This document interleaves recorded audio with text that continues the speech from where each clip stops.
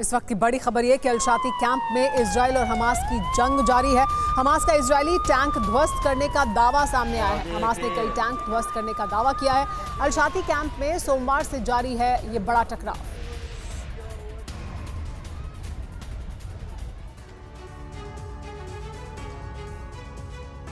Israel लगातार air strike कर रहा है जिसमें हमास लड़ाकों से ज्यादा बेकसूर मारे जा रहे हैं। अब इजराइल ने रणनीति बदलने का फैसला किया है जिसमें उन तमाम ठिकानों का सफाया किया जाएगा जो हमास लड़ाकों की पनाहगाह हैं। इस एक्सक्लूसिव रिपोर्ट में जानिए वो सीक्रेट ठिकाने जहां छिपे हैं हमास के लड़ाके और नेतन्याहू का नया प्लान जिससे गाजा में मचेगा और ज्यादा घमासान।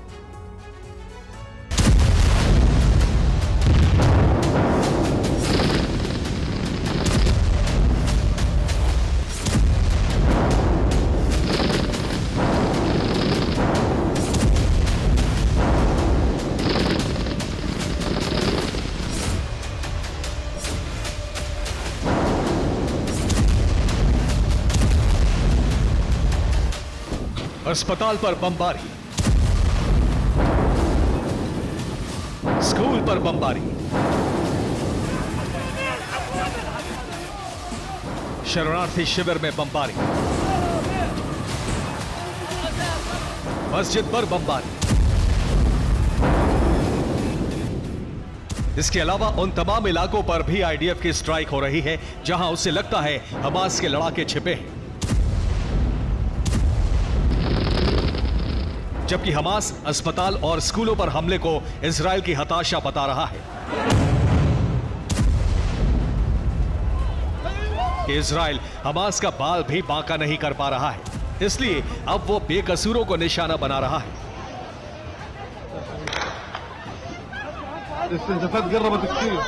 जबकि आईडीएफ ने जो सबूत जारी किए हैं वो बेहद सनसनीखेज है। आखिर कैसे अस्पतालों और दूसरे ठिकानों में हमास लड़ाके पनाह लिए हुए हैं?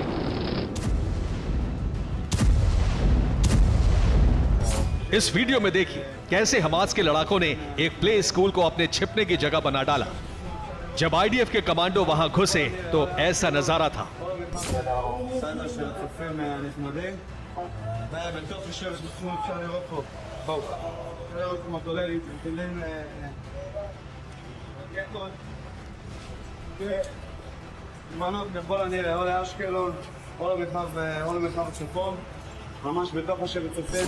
इस वीडियो में दिख रही इमारत अल शिफा अस्पताल की है।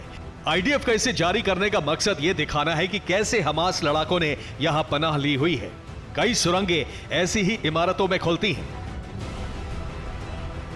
इसमें देखिए हमास लड़ाके अस्पताल में सुरंग से बाहर निकलते दिख रहे हैं।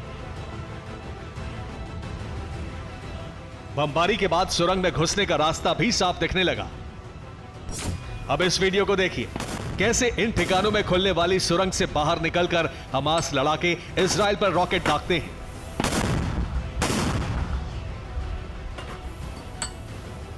अब इस ठिकाने को देखिए जहां से एक बार में 50 रॉकेट दागे जा सकते हैं। आपको सुनकर हैरानी होगी, यह रॉकेट लॉन्चिंग साइट एक मस्जिद के अंदर बनाई हुई थी जिससे इजराइल यहां बमबारी ना कर सके।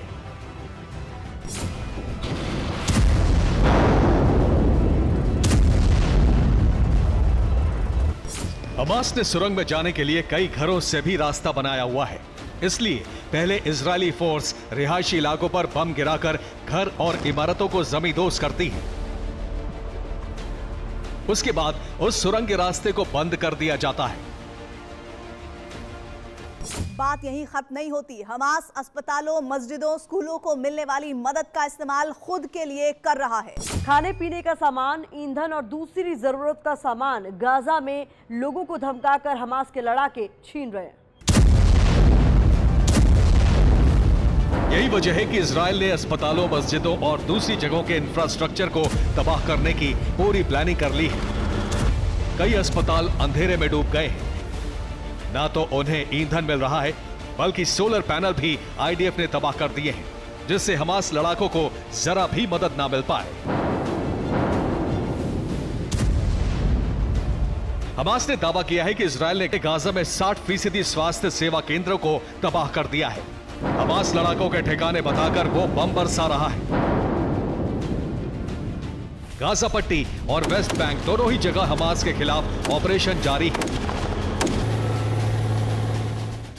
आईडीएफ ने वीडियो सबूत दिखाकर दुनिया को यह बताने की कोशिश की है कि अस्पताल, स्कूल और रेफ्यूजी कैंप पर बम बरसाना उसकी मजबूरी है। वो हमास को खत्म करना चाहता है। ऐसा इसलिए किया जा रहा है, दरअसल इजराइल इस तरीके से बेकसूरों की मौत को जस्टिफाई करना चाहता है, लेकिन सच यही है कि हमास लड़ाकों से ज्यादा बेकसूर मारे जा रहे हैं।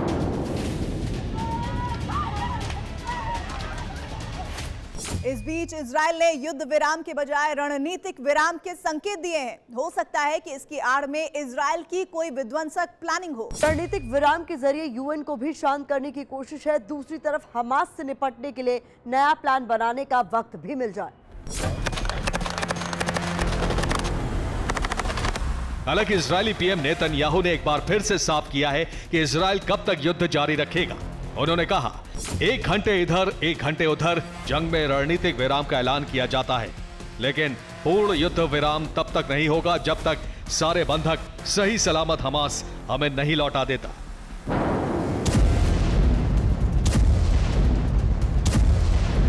इस बीच यूएन सिक्योरिटी काउंसिल की सीज फायर की कोशिश नाकाम हो गई।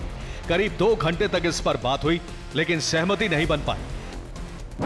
जाहिर है अमेरिका वही करेगा जो इजराइल चाहता है, और इजराइल हमास का संपूर्ण खात्मा चाहता है। और हमास का खात्मा तब तक नहीं होगा जब तक सुरंगों में उसके लड़ाके छिपे हैं।